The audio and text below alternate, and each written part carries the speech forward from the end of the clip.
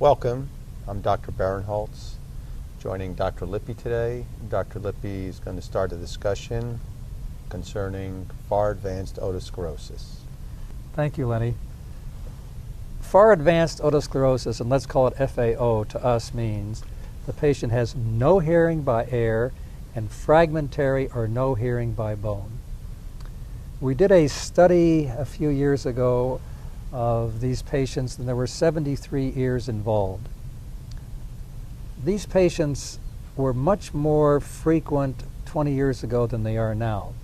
How do you make the diagnosis in these patients? Well, they have a history of otosclerosis in many cases. Sometimes they have old audiograms showing that they had hearing at one time and bone conduction at one time. Most of them used to wear a hearing aid. The big tip-off is here they are with no hearing, but they have good voices. They're not speaking in a loud voice, and their voice is well modulated, so a totally deaf patient with a normal voice is an unusual thing. We also did a study, where we found that the bone conduction by teeth is 12 decibels better than bone conduction via the mastoid. So very often that the patient hears nothing, there's no response except the 512 tuning fork on the incisor teeth. It's hard to say what is a success in these patients, so we sort of made up what is a success. And we said a success in these patients is 2 out of the following 3. We wanted to see the postoperative air at least 20 decibels, better than we started. We want to see them able to use a hearing aid now, and a discrimination score of at least 20%. Now that was the minimum, and they had to achieve 2 out of those 3. We found that 2/3 of the patients did that. So 2/3 of the patients were substantially improved.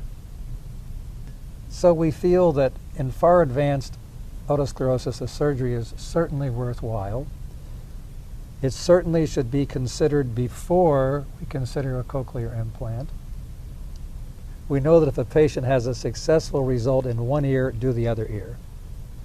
On the other hand, if the patient does not have a successful result in the first ear, do not do the other ear, because we would have had a much higher success rate than 2/3 if we had not done the patient's second ear when the first ear did not succeed.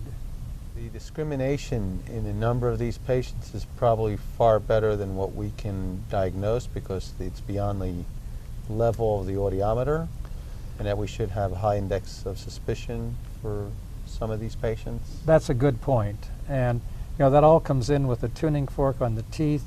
That comes in with doing bone conduction discrimination, which we do.